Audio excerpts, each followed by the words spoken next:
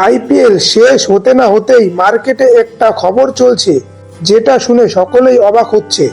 আসলে 2026-এর আইপিএলে সঞ্জুকে চেন্নাইয়ের হয়ে খেলতে দেখা যেতে পারে।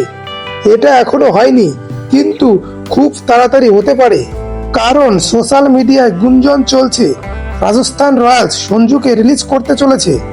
এই খবরের মাঝে আগুনে ঘি ঢালার কাজ করেছে সঞ্জুর ম্যানেজারের একটি পোস্টকে লাইক করাকে ঘিরে। বন্ধুরা, ক্রিকেটের এমন অনেক ভিডিও পেতে আপনারা চ্যানেলটি সাবস্ক্রাইব করুন, সেই সঙ্গে ভিডিওটি লাইক ও শেয়ার করুন। এবারের আইপিএলে রাজস্থান খুব খারাপ খেলেছে। 14 ম্যাচে 4টি ম্যাচ জিতে 8 পয়েন্ট নিয়ে পয়েন্ট টেবিলে নিচে 9 নম্বরে শেষ করেছে।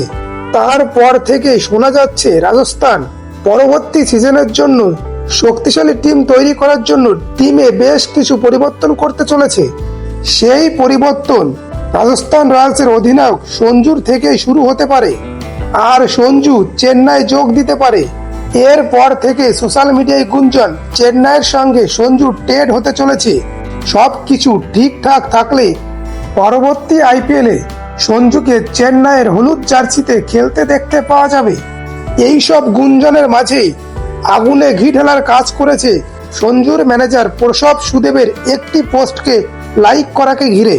আইপিএল শেষ হওয়ার 7 দিন পর থেকে পরবর্তী অকশনের 7 দিন আগে পর্যন্ত ট্রেডিং উইন্ডো খোলা থাকে। এর মধ্যে সকল ফ্র্যাঞ্চাইজি প্লেয়ার অদল বদল করতে পারে।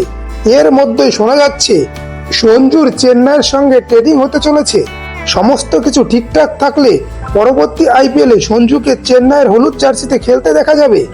বন্ধুরা, আপনারা সঞ্জুকে কোন টিমে খেলতে দেখতে চান? রাজস্থান, চেন্নাই না অন্য কোনো টিমে? কমেন্ট করে জানাতে পারেন।